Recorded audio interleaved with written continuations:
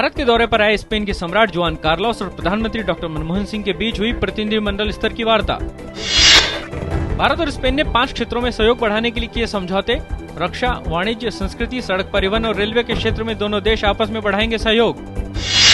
भारत और स्पेन के बीच audio visual production में सहयोग बढ़ाने को लेकर हुआ समझौता। इस समझौते पर भारत की तरफ से सूचना प्रसारण मंत्री अंबिका सोनी ने किए हस्ताक्षर। हरियाणा के अधिकारियों ने रॉबर्ट वाड्रा द्वारा खरीदी गई जमीन पर दी रिपोर्ट में किसी भी तरह की अनियमितता से किया इंकार। कांग्रेस ने इसे प्रशासनिक मामला बताया। केजरीवाल ने जांच पर उठाए सवाल।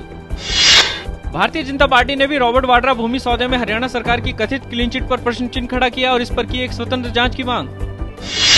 नितिन गडकरी पर लगे आरोपों पर भाजपा ने कहा कि मामले की जांच सरकार किसी भी एजेंसी से करवा सकती है। राजनाथ सिंह ने कहा कि गडकरी समेत कांग्रेस के जिन भी नेताओं पर भ्रष्टाचार के आरोप लगे हैं, सरकार उनकी जांच एक स्वतंत्र एजेंसी से करवाए।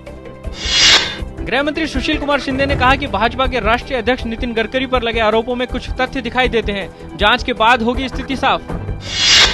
शेयर बाजार में गिरावट का दौर। सेंसेक्स 85 अंक गिरकर 18,625 पर बंद। वहीं निफ्टी भी 41 अंक नीचे 5,664 पर हुआ बंद।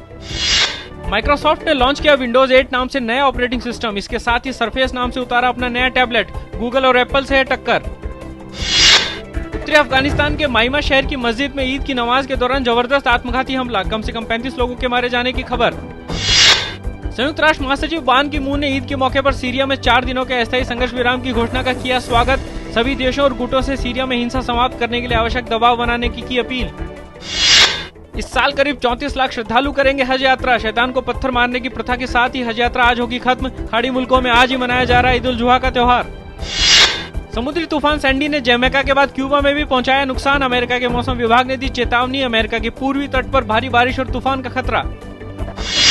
बीसीसीआई ने की अपने जमाने के दिग्गज सलामी बल्लेबाज सुनील गावस्कर को कर्नल सी के नायडू लाइफ टाइम अचीवमेंट पुरस्कार देने की घोषणा।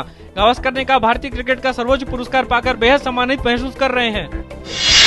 नोएडा के बुद्ध इंटरनेशनल सर्किट में फार्मूला 1 की रेस का जुनून चरम पर। पहले अभ्यास रेस में रेडबुल के सेबेस्टियन वेटेल ने जीत दर्ज की। Saina Nehwal French open badminton super series के क्वार्टर फाइनल में पहुंची। डेनमार्क ओपन जीतने के बाद लगातार दूसरे खिताब की उम्मीद।